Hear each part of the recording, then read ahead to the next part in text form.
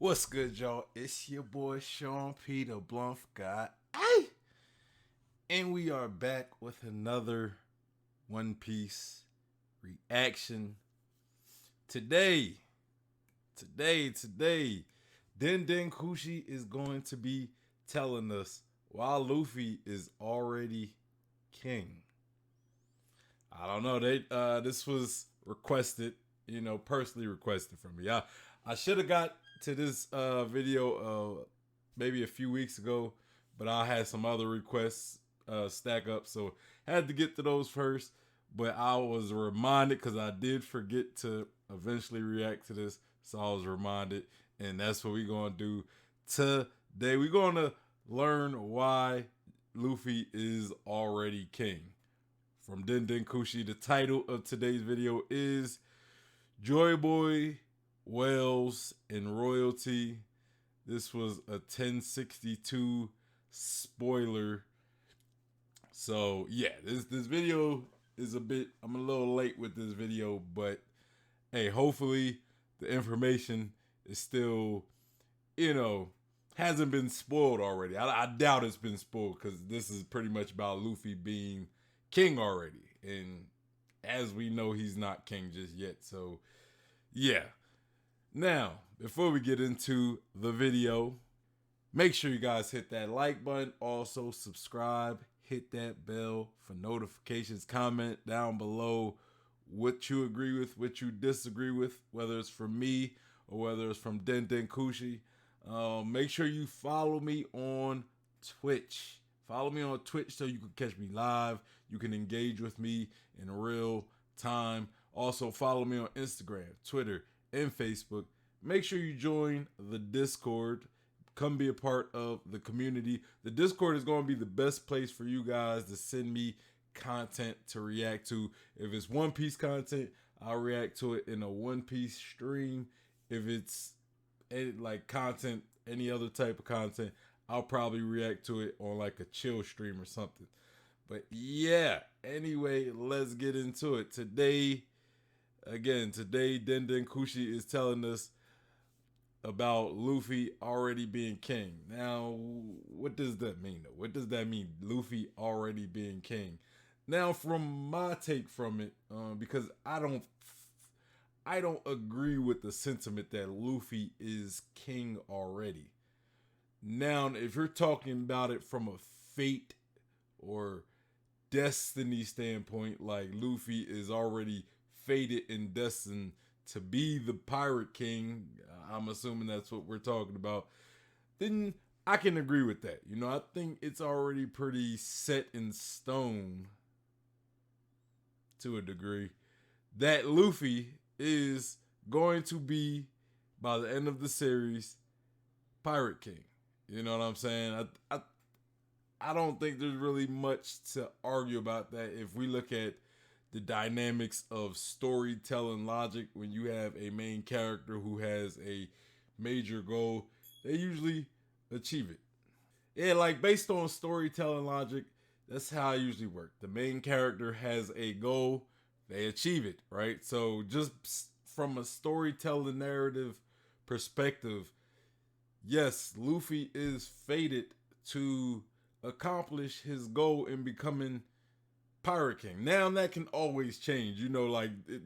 There's been other series, there's been other works of fiction where the main character has a goal and they actually fail, like they don't achieve it, or somebody else achieves it and they're actually fine with that. Like they're like, you know what, I'm cool with that. The right person, I believe, achieved their dream.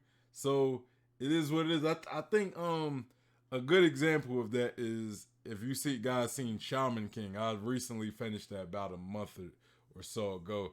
But anyway, let's get into the video. Let's react. Let's see what Den Kushi has to say. Because I don't know what his argument is talking about Luffy is already king. Because, I mean, based on reality in the series, he's not.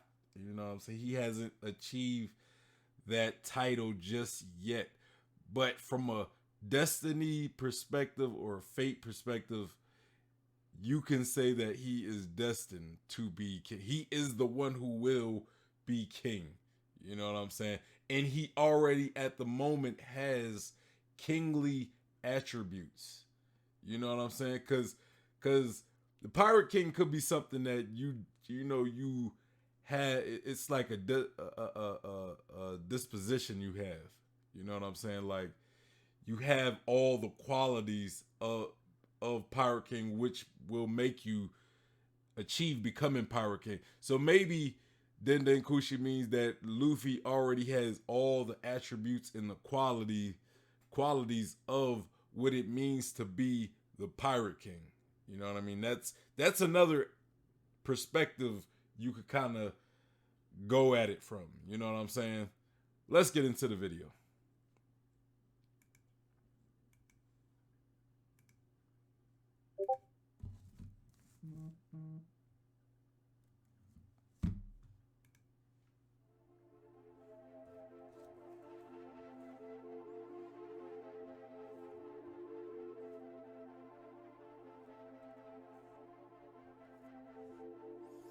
All right, Joy Boy Sovereignty Part 1. So, I think Joy Boy was once a king, and Luffy is his descendant. The Sea Kings discuss sovereignty. We can assume. Okay, so I wanted to stop it there just to get just to kind of clarify Den Kushi's argument, or what I guess is his argument moving forward. It is that Joy Boy was a king, and Luffy is his descendant. Okay, that's pretty much what he said. Now we could see maybe the his hypothesis eventually grows into more, but I do believe Joy Boy was the king. I believe he was the king of the ancient kingdom. I believe that there is this historic king. He was a Javanese king. His name was Jayabaya, right? If you've seen some of my older streams, I've talked about this a few times. And he was an actual king. His name was Jayabaya, but it can also be translated to Joyo Boyo, right? And you guys look him up. I don't want to talk too much about it, but he was a Javanese king, and it was about 800 years ago, I want to say, and he predicted the fall of his kingdom, and he made a lot of predictions that eventually came true. So a lot of things line up to the Joy Boy that we are aware of in One Piece. We don't really know much about him, so it's hard to kind of say there are a lot of connections between them. But the possible connections from the real life King Jayabaya and Joy Boy, him being the king, maybe Joy Boy is also the king of the ancient kingdom as well. That's pretty much the reason why I wanted to bring up King Jayabaya, just to kind of say maybe he is the direct influence that Oda created Joy Boy from, which means if there are some similarities, then that would kind of mirror that Joy Boy was most likely a king as well. Assume they're talking about Joy Boy and Poseidon. I theorize that Joy Boy was royalty, perhaps a king. I also believe it's possible that Luffy's his ancestor, which would mean he is his successor of sorts. Could this mean Luffy is already king? What about the rest of the Monkey Clan? This video will explore these connections and hopefully provide some answers, as well as food for thought for future theories. In this quote from chapter 968, we see quite explicit. Okay, so now I'm a little more clear on where he stands. I know I keep stopping it. We still early in the video, but I'm a lot more clear on his stance in this argument. It's the fact that Luffy, when he says Luffy is king, it means that Luffy is already has royal blood within him. Like he already has a royal bloodline. So it's like if your grandfather is a king and he dies and they need a king, you're usually going to be you may be the heir to the throne. or you might have rights to the throne, meaning you know, like you ever see those movies where it's like they find out this person is the heir to the throne. He's like the king's descendant. So it's like now it's like the king dies, and now it's like, hey, we gotta find the replacement. And then they learn that this kid is a descendant. He's the grandchild of the king, right? So they eventually make him king. So pretty much, Denkuchi is saying Joy or Luffy is king by right. You know, not necessarily pirate king. You know, he never said pirate king. I know I said pirate king earlier, but he's saying that Luffy is the heir to whatever kingdom Joy Boy had, because Luffy is a descendant of Joy Boy. Explicitly stated Joy Boy and Poseidon are royalty of sorts. We saw this manifested in Poseidon with Shirahoshi, and it's safe to assume Luffy is an incarnation of Joy Boy since Wano. So is Luffy a king now, seeing as he's Joy Boy in some aspect? If so, what is Luffy king of exactly? Well, in the same quote, it said the whales should be happy with this news, which suggests Joy Boy has sovereignty over whales somehow. We have this image, showing a huge whale wearing a crown, which could be a nod to Joy Boy being king of the whales. Also in this image, the whale swims above 3 manta rays. Another name for manta rays is angels of the sea, and so it wouldn't surprise me if these actually represented the ancient weapons under Joy Boy, and that the ancient weapons are potentially created by the Sky People, or angels. Does this mean... Yeah, man, that I know Dak Saki, he done translated this cover to a whole different meaning though. You know what I'm saying? This is more, you know, and that theory video that I watched with the Afro piece, go check that video out. You know, this whole cover is just kind of more evidence of the idea that Laugh Tale might actually be in the well, right? That's all I'm gonna really say about that one. Go watch it. It's way deeper than that. I like completely over simplified the Dak Saki's theory. It's not just about Laugh Tale being in the well, but that's kind of one of the conclusions we got from that theory. Joy Boy is some sort of king of the ocean and its weapons? Well, the existence of the term Sea King makes me think it's not the sea that Joy Boy ruled over. Also, Poseidon is royalty of the sea, so it would be redundant for Joy Boy to be king there too. It could be land they're referring to. In the quote, the Sea Kings mention one of the sovereigns will be born far away, which to me suggests outside of the sea, or on land as you could say. But it's arguable they mean something more specific. People have speculated that Joy Boy was the king of the ancient kingdom, so it could be that this is what the Sea Kings are referring to, meaning Luffy is in fact the heir to the ancient kingdom. There's certainly a lot of images of Luffy wearing a crown, as well as monkeys wearing crowns in color spreads, so it's definitely a possibility. Hold on, talking about that Sea Kings, when they said the sovereignty, there are going to be 2 sovereigns and one's going to be born far away. I'm trying to think, when was that stated, right? When I say when was that stated, I know that was stated in the flashback with Odin and with Goldie Roger. But that was stated after Momonosuke was born. Right, hold on. Let me go back, because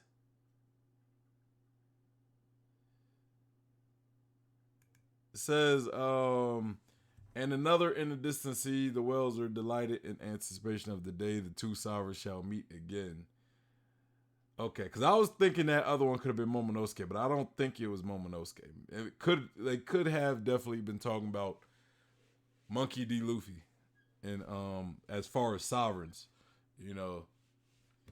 Because again, you know, maybe it was more of a destiny thing when it comes to Monkey D. Luffy. He is the sovereign because he is the one who will become Pirate King eventually.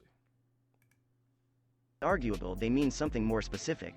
People have speculated that Joy Boy was the king of the ancient kingdom, so it could be that this is what the Sea Kings are referring to, meaning Luffy is in fact the heir to the ancient kingdom. There's certainly a lot of images of Luffy wearing a crown, as well as monkeys wearing crowns in color spreads, so it's definitely a possibility in my opinion. Now, let's look a little deeper into the physical relationship between Joy Boy and Luffy. I think Luffy is a descendant of Joy Boy. Let me quickly say, for fans of Joy Boy giant theories, in the One Piece world it is possible for descendants of giants to get smaller. Big Mom is a good, if not gross, example of this.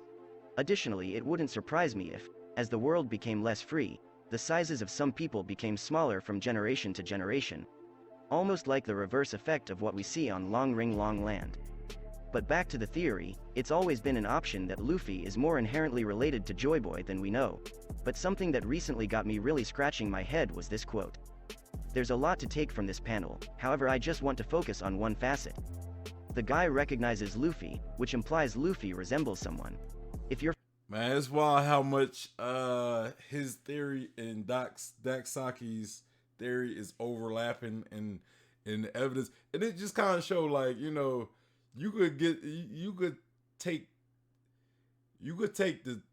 the same panel, right? Two people could look at the same panel and get completely different, like, ideas and theories. Like, they could take the same panels and the same, like, evidence, I guess you could say, you know, the same specific evidences, I guess you would say. I don't even know if I said that right, but yeah, and get completely different theories, right? Because Saki, you know, he kind of showed this panel in his theory, but again, he came up with a completely different theory with a completely different conclusion. So, you know, I just found that pretty interesting.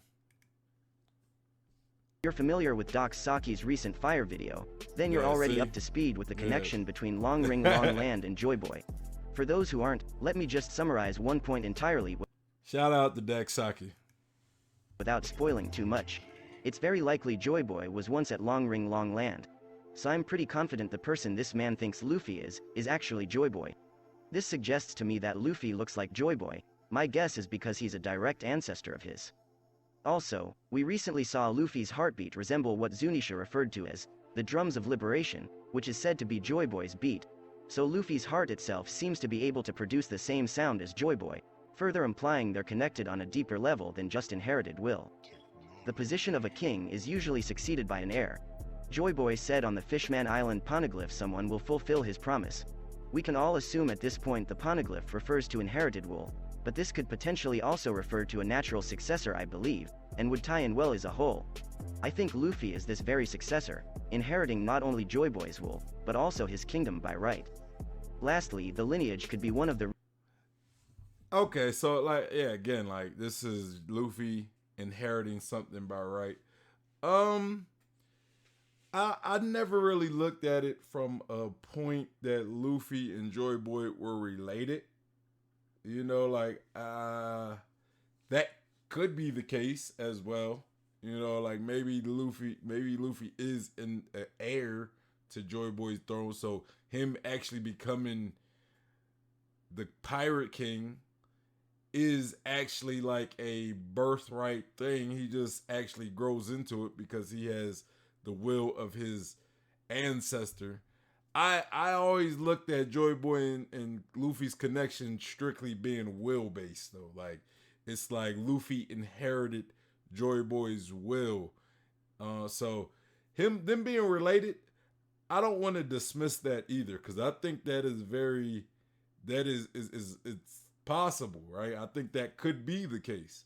You know, maybe that's why Luffy is special, because he has the blood. Maybe it's not a will thing. Maybe because he has the blood of Joy Boy, which means he's like genetically similar to Joy Boy, right? You know, like, he's genetically similar to Joy Boy, which means his temperament is similar to Joy Boy as well. Like, it's like your granddad being a hyper type person and your dad being a hyper type person, and then you becoming hyper, just like your father and your granddad, and maybe your ancestors were also hyper people. I don't know, but let's go. the reasons the Gomu fruit drew itself to Luffy. A fruit that involves having a free imagination, reacting to a descendant of one of the freest individuals we have known to exist, seems very well suited. In fact, Luffy sharing similar traits as Joy Boy naturally is evidence alone the two were related. Moving on now, let's look at some more general connections between Joy Boy and Luffy. To start, we can look at Luffy's Haki abilities. He seems to be in tune with the voice of all things on levels rarely seen in the One Piece world. At one point, a Sea King even takes note that Luffy can hear them. We see this again when Luffy seems to communicate with Zunisha directly. These are traits one could expect in Joy Boy, considering Joy Boy's relationship with whales and how he and Zunisha were nakamas. Additionally, we see Luffy has the color of the Supreme King Conqueror's Haki.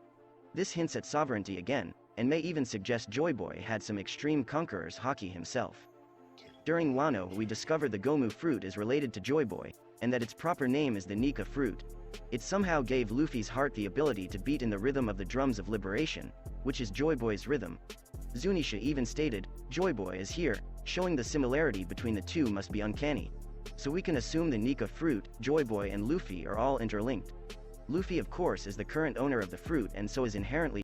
Yeah, I definitely agree with that, right? I definitely think that Joy Boy and the Nika fruit and Luffy are all connected, right? Because when we look at Nika, right, we know that Nika existed, at least in myth, right? We learned about Nika from Who's Who during the fight with Jinbei. Now, as far as Nika as an individual, we don't really know much about Nika other than, you know, he freed slaves, you know, sun god, right? Were Joy Boy and Nika the same person, or was Nika perhaps a ancestor of Joy Boy, right? Like, that's one of them things we don't know, right? If Nika and Joy Boy were the same. Now, taking it as that I'm trying to figure out a way to come from this, right? Like, come at this, because it's like, we know there's a connection with Joy Boy or Nika and Luffy, because Luffy got Nika's fruit. Now, when Luffy activated his Gear 5, when he activated Gear 5, when we thought he died, but he came back to life during the fight with Kaido, what happened? Zunisha said, Joy Boy is here. So, to me, that showcases that there is a connection between Sun God Nika and Joy Boy. Maybe Joy Boy had Sun God Nika's devil fruit, which implies that Nika was before Joy Boy, or maybe they were the same person. Maybe Nika is Joy Boy's actual name and Joy Boy is just a code name, right? Like, you got Nika and then his code name Joy Boy. You got Luffy, his code name could also be Joy Boy, you know, because even Zunisha called him Joy Boy. So, we also know that the Sun God Nika Devil Fruit, the Hito Hito no Mi model Nika, based on what the Gorosei said, almost has a will of its own. It's like it's been evading the world government for 800 years, for over 800 years, right? So, going by that logic, you know, we know that Shanks took the Hito Hito no Mi model Nika from the world government, and then he ended up bringing it to Luffy. So, to me, that kind of it's always been a showcase that the Gumu Gumu no Mi, aka the Hito Hito no Mi Sun God Nika, it was actually it was looking for Luffy. You know, like, its will was to go to Luffy because Shanks took it from the world government. The world government, the Gorosei even said that they almost treated the devil fruit as if it had its own will. They said it's been evading them for over 800 years. Like, it's a sentient thing that's been actively evading them. Going off of that logic, you can probably argue that the devil fruit wanted to go to Luffy.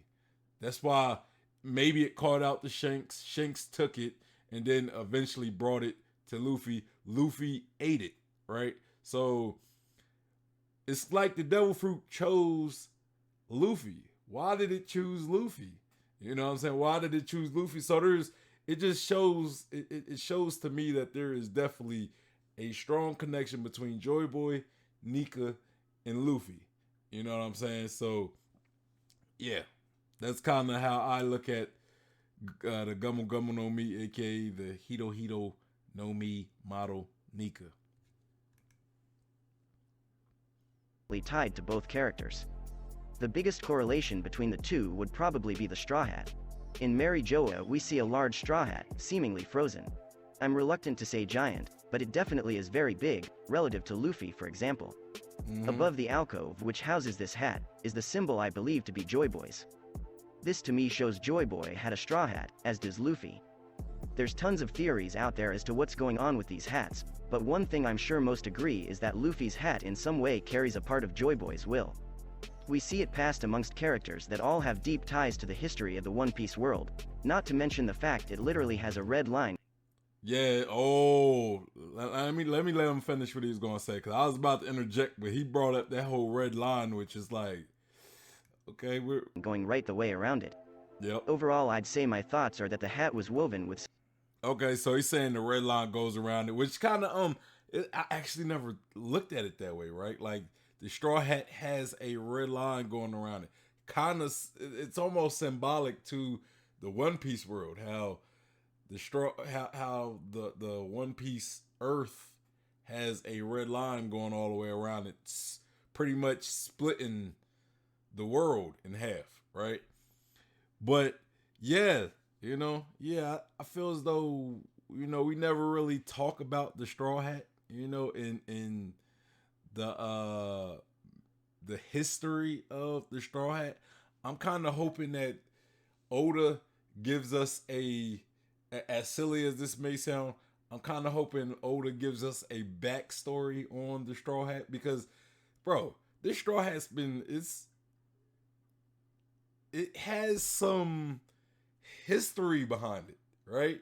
We know Luffy, we know that Goldie Roger wore it, right? At one point, Goldie Roger wore it. We seen it when he met Rayleigh. And Goldie Roger end up passing it down to Shanks, right? And then start wearing like a normal pirate hat. He passed it down to Shanks. Shanks eventually passed it down to Monkey D. Luffy, who possible Joy Boy Nika connection, right? Right? So it's like the hat, the will of the hat almost went to Luffy, right? It almost kind of like we said, the Gumu Gumu no Mi, its will found Luffy. Same with this hat, same hat that we seen a bigger version of the hat in Mary Joa. That could have possibly been Joy Boy's or Nika's. We don't know, but there's some relevance with that straw hat that's in Mary Jo Watt at the moment, right? So if Joy Boy had a hat like that, and now somehow Joy Boy passed his will and his hat to Luffy, I'm just saying, bro. I think Oda needs to really flesh out the straw hat and why it's meaningful. Other than the fact that Shanks gave it to Luffy and Luffy looks at it as a treasure because the guy that encouraged him to become a pirate gave him the hat, right? There's more to that hat that meets the eye, and I really want Oda to really go in depth, you know what I'm saying, with this hat. Cause I could see the potential of a good flashback, of probably one of the best flashbacks in the series would be from an inanimate object. I'm just saying, that might be bold of me to say, but I think the Straw Hat could potentially have one of the best flashbacks in the story. I will argue that. Let's go. Let me know in the comments what you think. Let me know what you guys think about the Straw Hat. Do you guys agree with me that the Straw Hat deserves a flashback? I know a lot of people might say no, but let me know, and why not? Why not? And if you do agree, why? Why should the Straw Hat get a flashback? Some sort of Haki or fate involved. At Amagasa, it binds people to Joy Boy's wool, and behaves similarly to the Nika fruit, in the sense that it may have a will of its own. This is why I believe Imu keeps Joy Boy's straw hat in a freezer. It prevents the will from interacting with others, which may even tie into ores being frozen. The D clan also seems connected to Joy Boy. We see Sea Kings discuss. That is low key kind of interesting, right?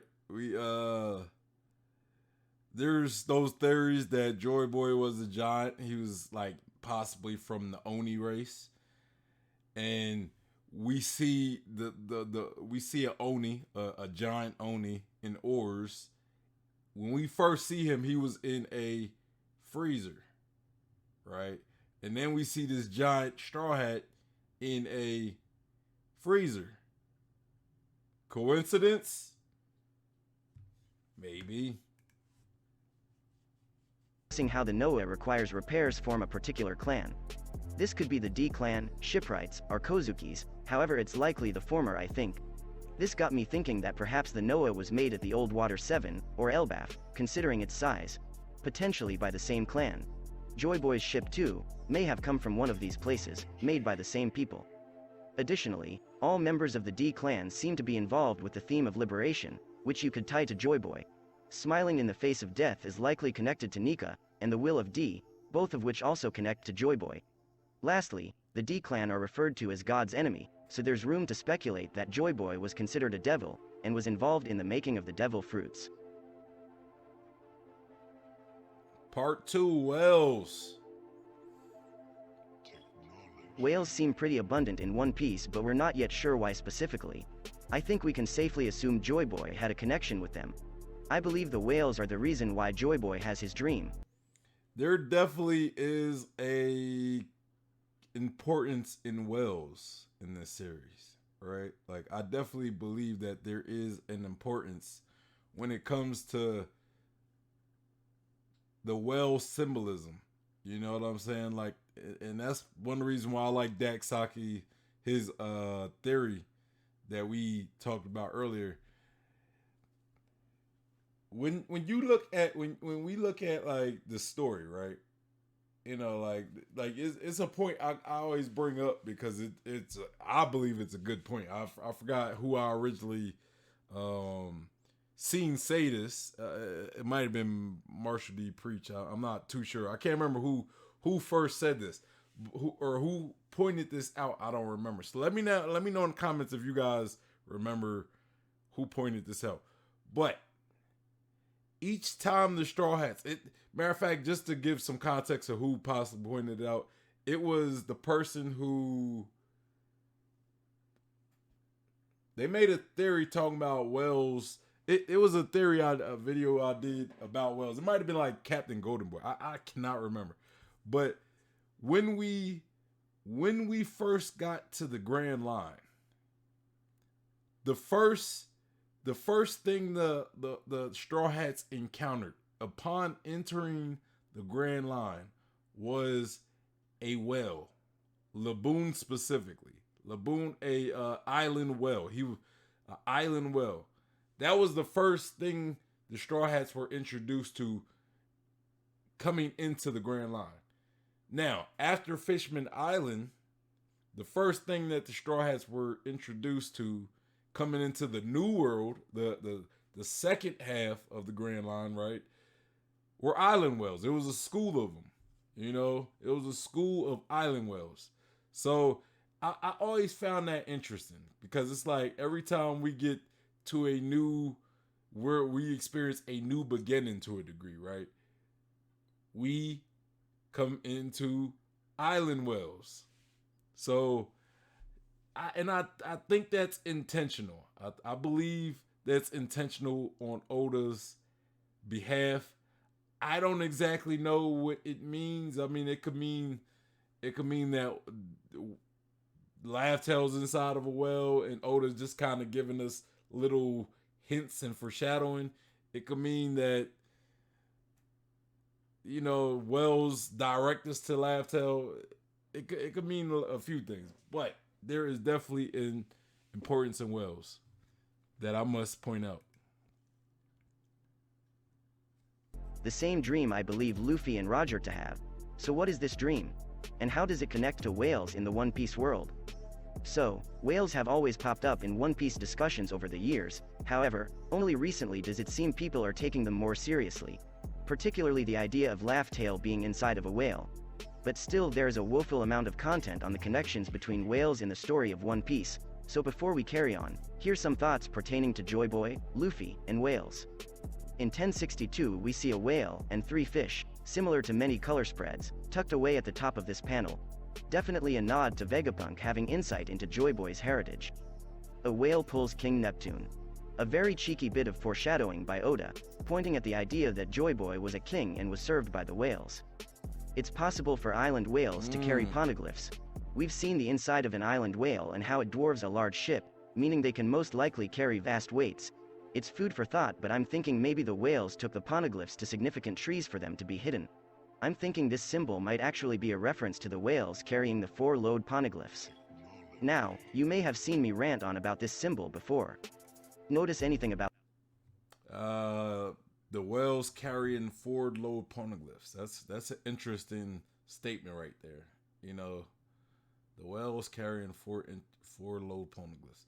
I mean, when you look at those crosses, I mean, it's a lot of cross symbolism in One Piece. We got the world government. A lot of people say the cross, right? It's just the poneglyphs pointing at Laugh-Tale. And it's just like a lot of cross symbolism, other cross symbolism.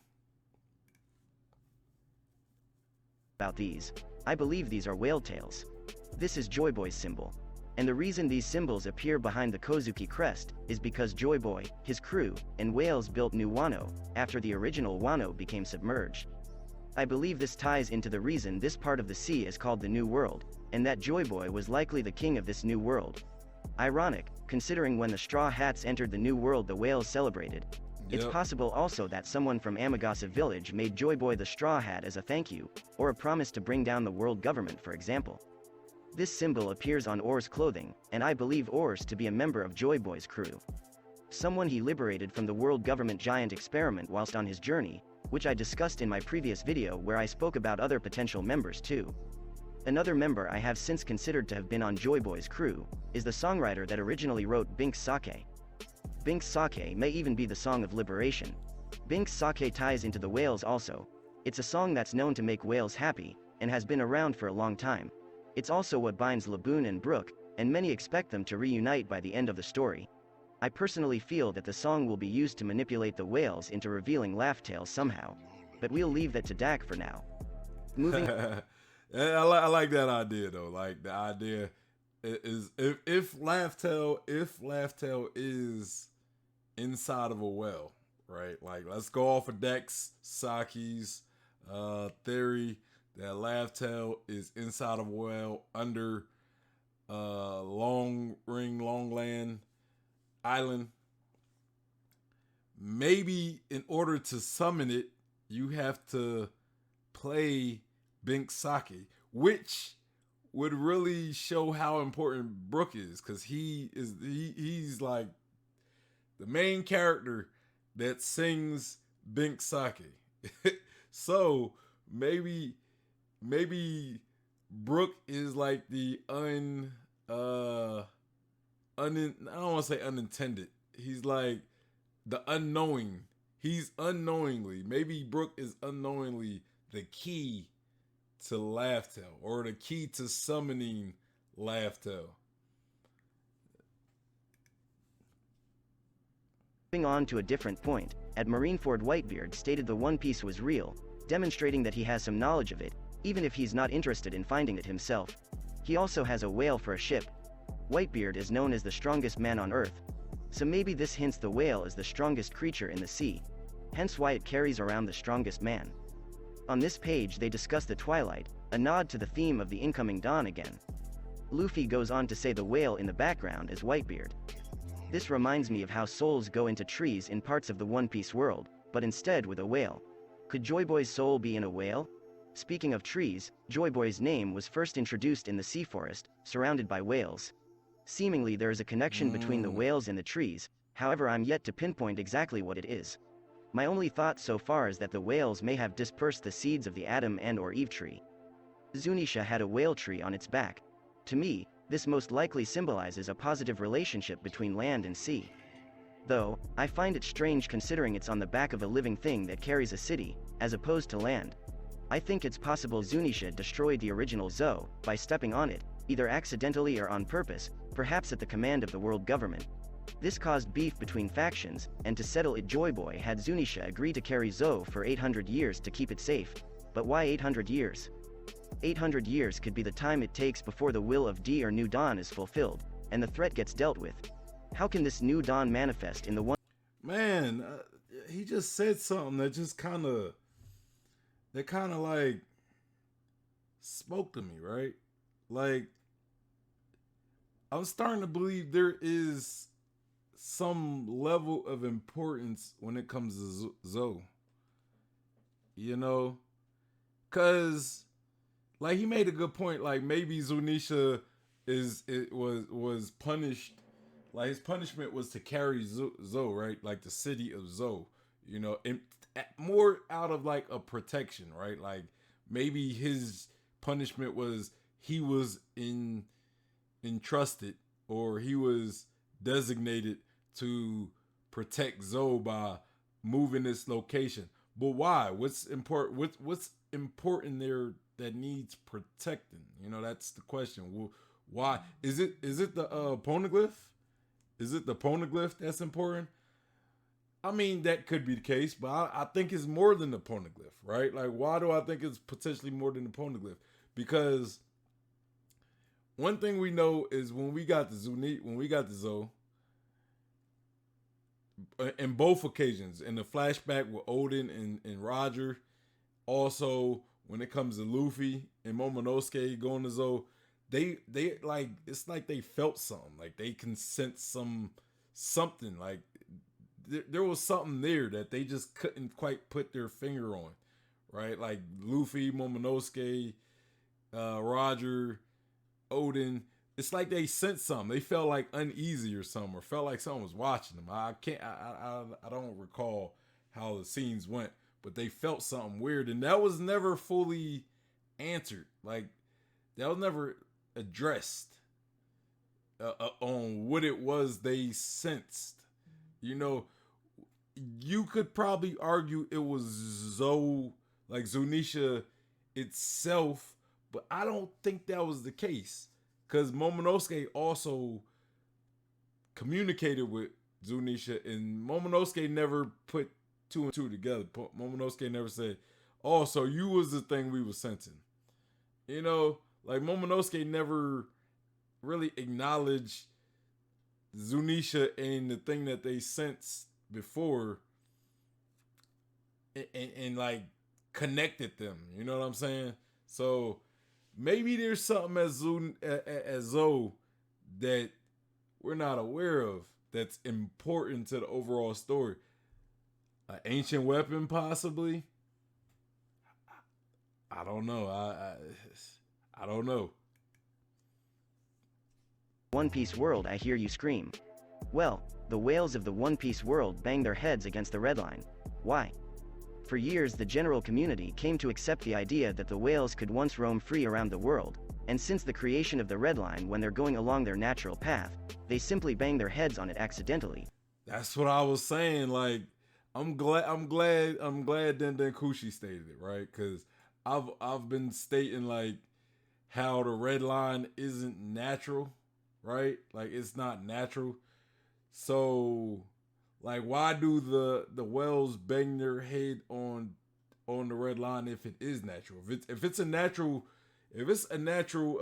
thing, they shouldn't be banging their heads against. It's like wildlife, animals, because animals are a lot more in tune with nature than like humans, for example. Even though yes, we are animals as well, but we're not like other animals. they're more instinctual. They're more they can sense things in nature that's off. You know what I mean? And these whales, they have an instinct to do something that the red line is stopping them from doing. And to me, that just showcases that the red line shouldn't be there because it's preventing the whales from acting on their nature. Because maybe the red line wasn't always there to stop these whales. You know what I mean? Or kind of like this picture, maybe there was an opening before that somehow closed, and now they always go to that specific opening and bang their head, but now it's closed. You know, now it's closed, so that's why they bang their head. I don't know. I personally don't believe the red line to be a natural thing in the One Piece world. I know it's been there for a while, but I don't believe that it's always been there since the beginning of the One Piece world. I don't believe it's always been there. I believe at one point it erected, maybe during the Void Century, maybe even before that. I don't know, but I don't believe it's natural. And that's part of the reason why I think the ancient weapons were created in the first place, because I think, you know, the red line wasn't natural. Maybe Joy Boy knew that. Maybe he commissioned the creation of the ancient weapons, even though Poseidon specifically can't really be created. But we don't even know how Poseidon became Poseidon in the ancient weapon, you know.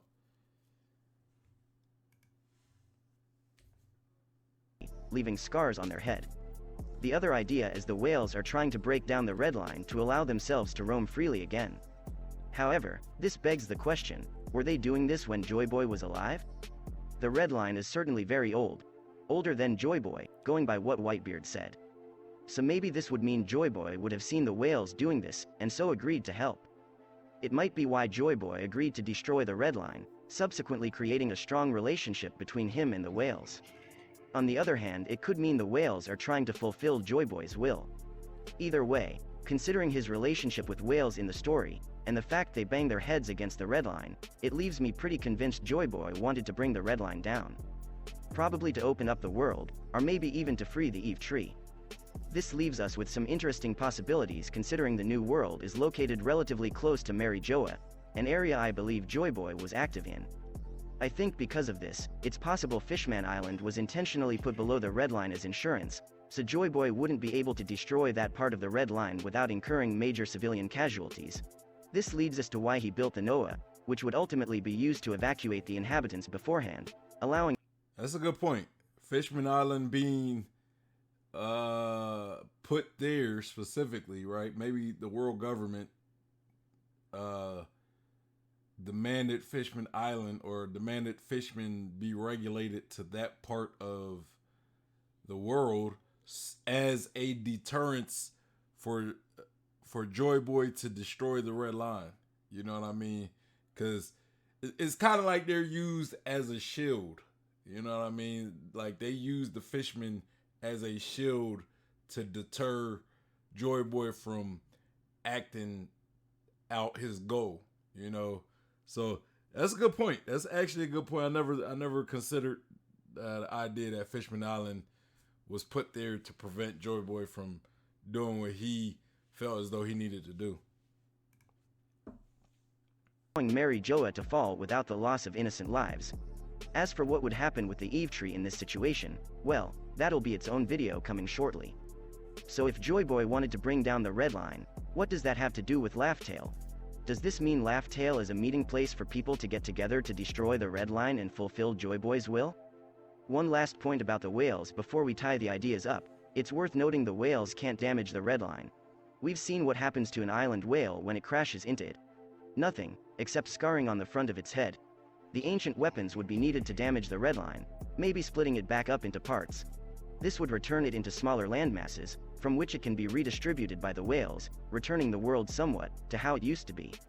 So to summarize some major points, the whales bash their heads against the red line, which signifies JB's will to break it. Joy Boy wanted the fishmen to leave on the Noah, and wrote an apology for failing on a poneglyph.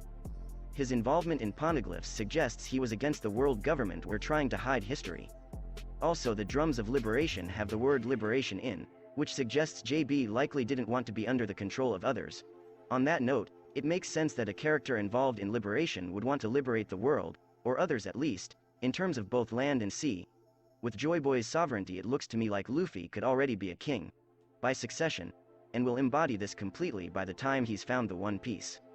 If I had to guess, I'd say somehow Luffy is the king of the free world already by being Joy Boy's heir, the king of inclusion, and he will bring down the Red Line, which represents division, fulfilling Joy Boy's will, Charlie's prediction, and his own dream, reuniting Laboon and Brook, providing Sanji with the all blue that usually can only be found in island whales, and essentially completing the journey of the Sunny. But before he can do that, he must reach Laugh Tale. That's why Oda has Luffy state that he thinks he has to be the king of the pirates before he can fulfill his dream. When he's ready, when he's found Laugh Tale, that's when Luffy will be ready to take. As far as Luffy completing his dream, I think the purpose of going to Laugh Tale, right, is for Luffy to learn something there. You know, yeah, I do believe, you know, One Piece, yeah, all that too, but I think part of the One Piece is for Luffy to truly understand and learn his purpose, I guess. You know, like the idea of destroying the Red Line and bringing freedom across the world at a more of a global level, you know, by destroying that Red Line. So I think Luffy really learns the importance of why the Red Line has to be destroyed at Laugh Tale. Like, that's pretty much what I'm saying. That's what I think Laugh Tale is for. So then he can truly become king. He can truly be the king of the free world. You know, as Denden Kushi stated. You know, once Luffy goes to Laugh Tale, he learns. Like, I don't know if I would say being Pirate King or being the king of the free world happens by finding the One Piece, but I believe it happens after, you know, destroying the Red Line and unifying the world and turning it into one piece. That's when Luffy truly can don that mantle as king of the free world. Take down the Red Line. Furthermore, I think Roger wanted the Red Line destroyed too. He knew he couldn't make it a reality because the timing being off as Shirahoshi wasn't ready yet. Instead, he caused a spectacle to ensure the story goes on, and someone finds the One Piece, continuing Joy Boy's will. This topic breeds a host of questions and other new connections, so here's me speedrunning some extra thoughts. For example, the destruction of the Red Line would have massive effects on the rest of the planet. This would definitely include a huge change in sea levels, which would result in many island flooding. The video linked below goes into that, so I won't repeat myself here. Recently, I've seen more people suggesting the ancient weapons don't just have destructive purposes, but also can be used for positive means. For example, Uranus may have the ability to calm the seas, as well as disturb them, something I spoke about in this video. I'm definitely one of those people who've been saying that. Like, the ancient weapons, I don't believe the ancient weapons are specifically meant, all three, like at least for all three of them, I don't believe they're specifically meant for destruction. I believe it's an overall project, right? I think one of them, maybe two of them, you know, or maybe a combination of all three of them may destroy the Red Line, but I also believe they all have different purposes, right? Kind of going off of some of the theories that I've reacted to like recently, right? Like when it comes to Pluton, you know, there's this mole theory that Pluton is a mole. It's something that digs into the ground and can affect the geology of an island, right? Like, we know that Pluton is said to be able to destroy islands. I personally believe that it digs into the ground, and how it destroys the island is by manipulating the geology, the terrain, right? Like, maybe it can open up volcanoes, or, you know, like, yeah, it cause earthquakes and open up volcanoes and destroy island that way. You know, And if that's the case, maybe Pluton can destroy the red line by digging into it and like messing up the geology, like causing like cracks and stuff in the foundation of it, and then eventually destroying it that way.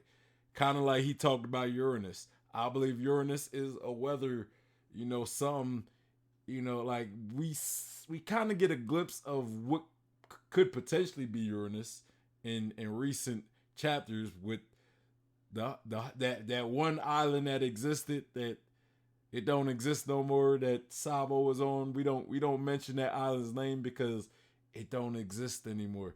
But some people suspect that could be Uranus. I'm one of them, or I've stated that could potentially be Uranus as well, seeing the destruction of what it did, right? But that could also be a different weapon that is capable of destroying islands as well. It kind of reminds me of Star Wars with the whole death ball or whatever they call that thing. But anyway, but even if that was Uranus, maybe Uranus could do other things as well. Maybe it has some destructive capabilities. Maybe it can also manipulate weather. I personally been a champion of saying Uranus can manipulate weather, meaning whatever comes out of the destruction of the red line, maybe Uranus could help fix that, right? Maybe Uranus could help fix that. Poseidon, we know Poseidon can, we know a lot more about Poseidon than the other two ancient weapons. And Poseidon can command sea kings. Now, one thing I think could come from that, right? We seen the Sea Kings pull the Noah, So if the world start flooding, right? Kind of like biblical, the biblical story Noah's Ark, right? The earth flooded for 40, I want to say 40 days, 40 nights. And you had Noah's family and a bunch of animals in this ark to avoid the flood and to help preserve mankind. And in this situation, the Noah could be used to help the citizens of the world survive some flooding after, let's say, the destruction of the red line, right?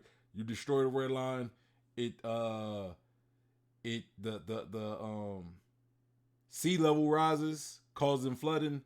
Noah saves people, right? Noah, that's the purpose of Noah.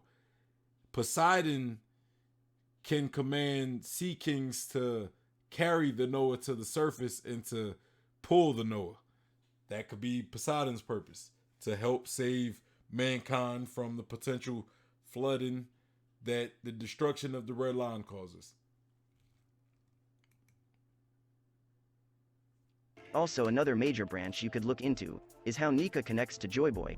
That said, it'd likely be handy to have a full understanding of what we know about Joy Boy already first. Another point, Whitebeard told Blackbeard that he was not the one being waited on, which further reason to believe there is some distinct criteria that makes up Joy Boy. However, here it is likely a reference to his poor character, despite having the D in his name.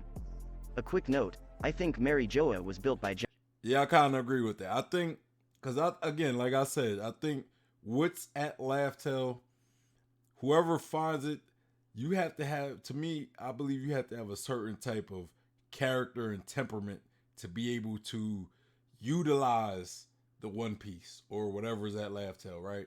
This treasure. Because Blackbeard could find the One Piece, but he may not be able to use the One Piece.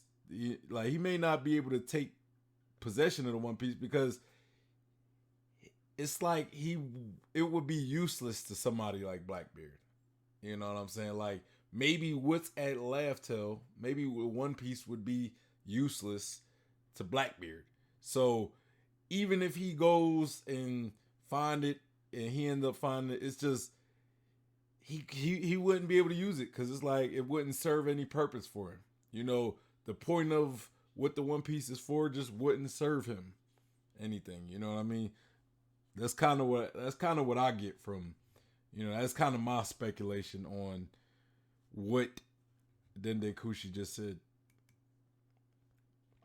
Giants.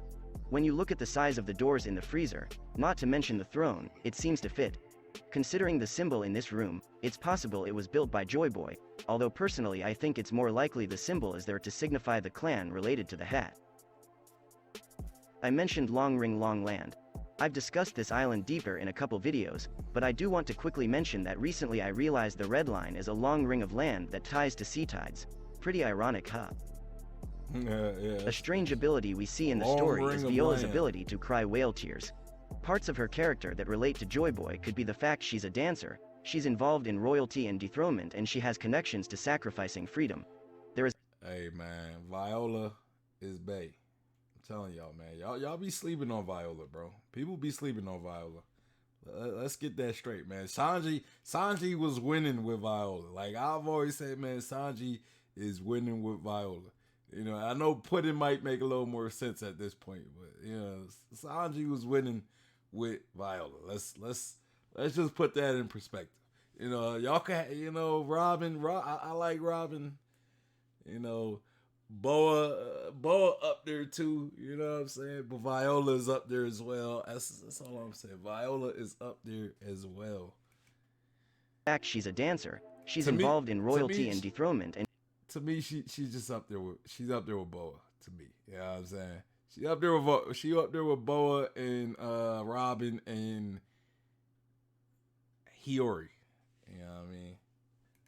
She has connections to sacrificing freedom. There is plenty more as well, but other than the royalty aspect, nothing significant. Earlier I briefly touched on the making of devil fruits. It's unlikely the inventor named them devil fruits, as the world devil is pretty galvanizing.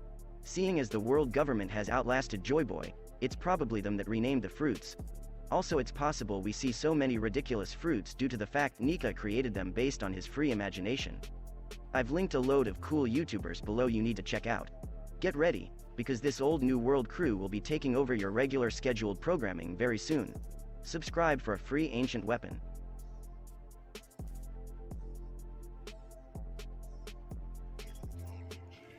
Alright, man. Shout out to Dende Kushi. Shout out. I'm gonna give your boy a like. Make sure y'all go show Dende Kushi some love. Link will be in the description box to his video, so y'all could go like it. But yeah, man, some interesting ideas, you know, like he kind of reiterated a lot of stuff I've talked about when it comes to ancient weapons, when it comes to the red line, the importance of wells, what the One Piece, like what the ultimate, the end goal of the series as far as destroying the red line. He reiterated that Luffy being king by blood right, you know, that is definitely a different take that haven't really seen many people touch on. You know, I never really considered Luffy being a royal family, you know, possibly being a descendant of Joy Boy.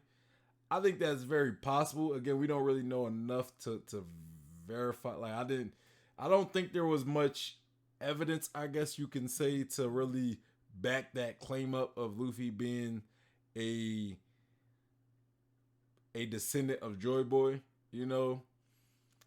But it's still a interesting idea to talk about, right? Like I don't think there's much evidence to really prove this theory, but I think it is an interesting take to talk about. Luffy being a descendant and having the right, like having by birthright being a king, you know, possibly being a king by birthright, right? I think that's interesting. I don't know. I don't know if I personally think Luffy is a king, but I do realize there is definitely a lot of heavy connection between Joy Boy and Luffy, you know, and Nika as well. As far as we know, we don't know if Nika and Joy Boy are the same person, but you know, I don't think so. I don't know if I think they're the same person, because I think I mean, again, the way we was introduced to Nika was through Who's Who, and maybe he doesn't really know much about Joy Boy, so maybe he wouldn't have been able to say that they were the same person. So they could be the same person. They could be the same person. We know Nika was a liberator. He liberated slaves. That's why Who's Who even prayed to Nika at one point. Other slaves prayed to Nika. Joy Boy also seemed like he united people. We don't really know if he was a liberator, if he liberated slaves, but he seemed like somebody who united people and could possibly liberate slaves. You know, maybe that's why the other kingdoms, the other 20 kingdoms, opposed Joy Boy, because he was liberating their slaves and stuff. Maybe that's one reason they opposed him. I personally think the main reason they opposed him is because they didn't like his idea of destroying the Red Line and unifying the world. You know what I mean? Like, maybe that's what Joy Boy wanted to do: destroy the Red Line and then unify the world, and then that will cause problems for the 20 kingdoms, because maybe they believe that the world being split up and separated, right, isolated in certain regions, maybe it helped them maintain power. You know what I'm saying? Because they can limit the movement of the people of the world, right? You know, like, it's not easy to get past the Red Line unless you go through Fishman Island or go through Mary Joa, right? Like, go over. So it's not easy. It's not an easy thing, you know. So it's not somebody with no resources, just some normal citizen with no resources. It's not something they can accomplish easy. You know what I mean? So yeah, that's pretty much the video, y'all. That is good theory.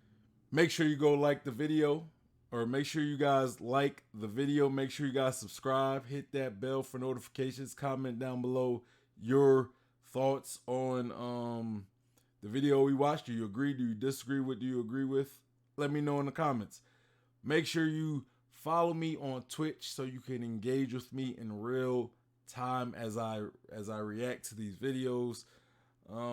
Also, follow me on Instagram, Twitter, and Facebook, and join the Discord. Come be a part of my community. It is the best place to send me content to react to. If it's One Piece content, I'll react to it on a One Piece reaction stream. If it's any other type of content, I'll probably react to it on a chill stream I do on Saturdays. But yeah, also make sure you guys go show Den Den Kushi some love. The link to the video we reacted to will be in the description box. So y'all make sure y'all go subscribe and go like the video, you know. Anyway, y'all, it's your boy Sean P, the Bluff God, and I'm out of here. Y'all have a good day. Peace.